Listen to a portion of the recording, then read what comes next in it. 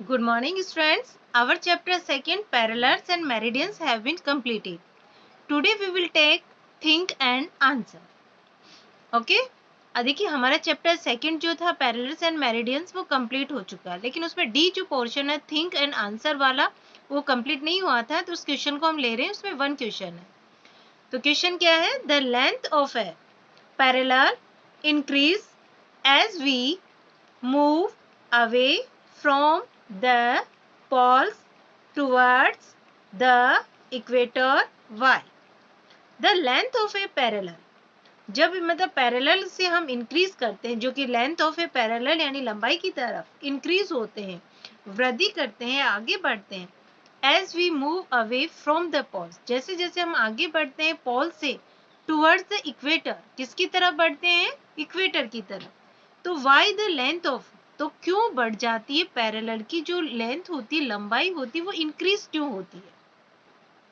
तो आंसर क्या है? The length of a parallel increases as we move away from the poles towards the equator because the earth is spherical in shape and the circumference of the earth increases as we move towards the equator.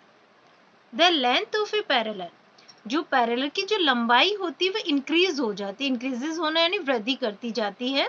As we move away, जैसे ही हम आगे बढ़ते हैं, from the poles, ध्रुव की तरफ बढ़ते हैं, टुवर्ड्स द इक्वेटर से, यानी किसकी तरफ से? पोल से होते हम इक्वेटर भूमध्य रेखा की तरफ बढ़ते हैं, तो वो लंबाई बढ़ती चली जाती. क्यों होता है? तो इसलिए होता है बिकॉज, क्योंकि the earth is spherical in shape.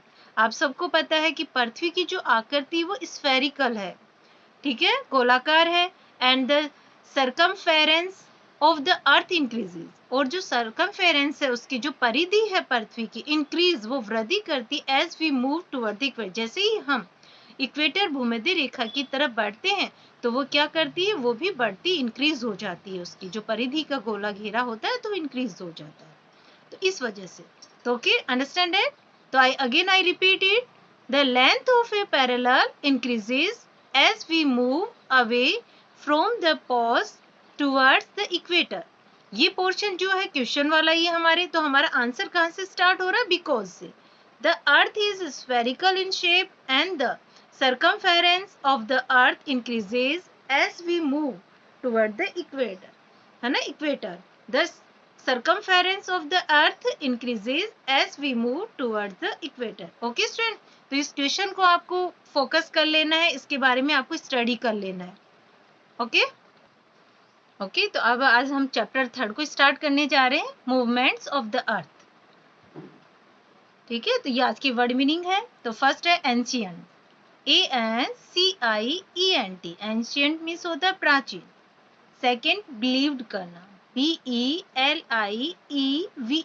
Believed यानी विश्वास रखना, विश्वास करना. एंड स्टेशनरी, STATIONARY, स्टेशनरी मतलब होता है स्थायी. Next heavenly, HEAVENLY, heavenly means होता है आकाशीय. ऐसे देखिए आपको पता है ना, हेवन होता है स्वर्ग होता है, तो हेवनली मीन्स होता है स्वर्गीय भी होता है, यानी हमारे स्वर्ग से संबंधित. तो यहाँ आकाशीय लिया हमने, तो हेवनली यानी आकाशीय. एस्ट्रोनोमर, ASTRONOMER, एस्ट्रोनोमर मीन्स खगोल विज्ञानी. नेक्स्ट है स्पिन, SPIN, स्पिन मीन्स होता है घूमना.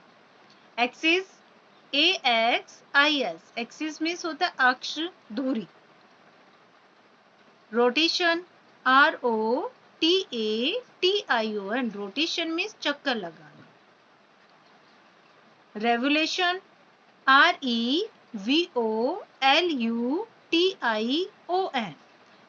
रेवोल्यूशन मीन्स क्या होता है? परिक्रमण करना.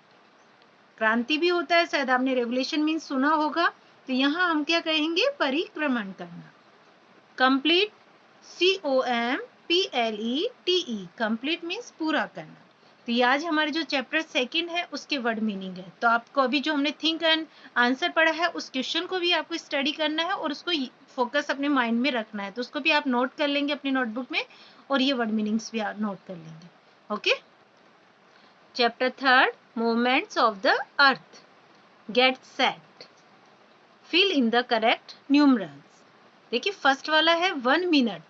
1 मिनट में कितने सेकेंड्स होते हैं? 60 सेकेंड। 1 आवर में 60 मिनट्स होते हैं। तो ये आपको फिल भी कर लेना है अपने। 1 आवर, 1 घंटे में कितने सेकेंड्स होते हैं? 3600। ओके, तो 3600 सेकेंड्स होते हैं। एंड 1 डे कितने आवर्स होते हैं? घंटे कितने होते हैं? 24, तो 24 आवर्स होते हैं। एंड 1 मंथ, देखिए 1 मंथ में आप सब को पता है कि 30 डेज भी होते हैं, 31 डेज भी होते हैं। तो 30 डेज एंड ऑब्लिक करके हम 31 डेज भी कर लेते हैं। 1 year, months, how many months? 12, है ना। तो एक साल में कितने महीने होते हैं? 12 मंथ्स होते हैं। 1 ईयर, 1 ईयर में कितने दिन होते हैं? Days, 365 days. Okay, 1 leap year, एक लीप ईयर होता है, उसमें कितने डेज होते हैं? 366 डेज होते हैं। In ancient times, people believed that the earth was stationary and heavenly bodies moved around it.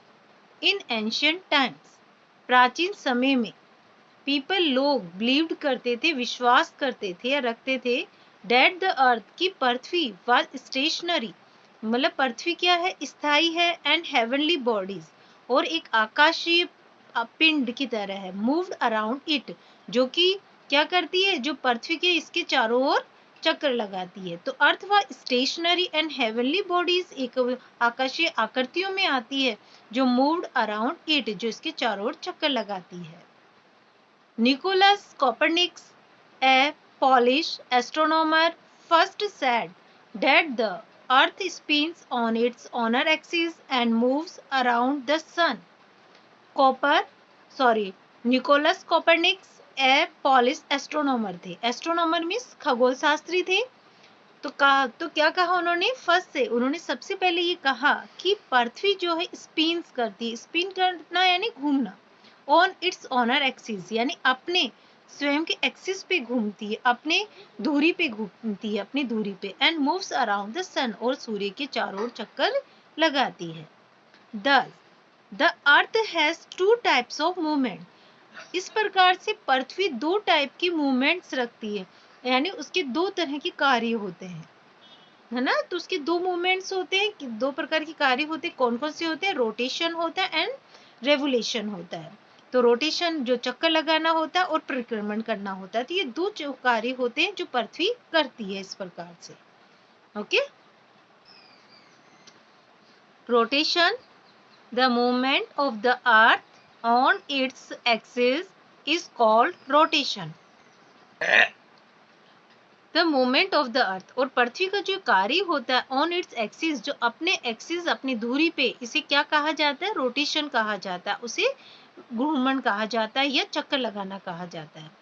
The earth takes about 24 hours or 1 day to complete one rotation. अर्थ है ना, इसमें कितने घंटे लेती है? 24 आवर्स लेती है, और 1 डे, या ये भी कह सकते हैं 1 दिन लेती है। आप सबको पता है एक दिन में कितने आवर्स होते हैं? 24। टू कंप्लीट 1 रोटेशन, यानी एक चक्कर को पूरा करने के लिए वो कितना टाइम लेती है? या तो 1 घंटा कह सकते हैं, या हम 24 आवर्स कह लेते हैं, लेकिन ये बात एक ही रहती है।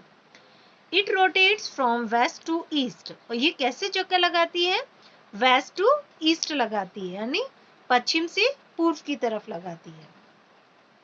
Due to this we see that the sun rises in the east, और इसी कारण हम देखते हैं कि जो सूर्य उदय होता है वो ईस्ट में होता है, and sets in the west, और कहाँ अस्त होता है? वेस्ट में होता है। तो सूर्य rises in the east and sets in the west. तो सन राइजेस जो होता है, उदय होता है, वो ईस्ट पूर्व में, और सेट्स कहाँ, अस्त कहाँ होता है? वेस्ट में। ओके, तो स्टूडेंट्स आज हम यहीं तक पढ़ेंगे। तो आप सबको अपने चैप्टर को इसको पूरी तरह से, ये जो भी हमने अभी fill in the correct numerals दिए, इनको आप फिल कर लेंगे और इनको याद भी कर लेंगे, और आज के जितने वर्ड मीनिंग्स हैं वो आप सब इसको लिख के रखेंगे। Okay and thank you.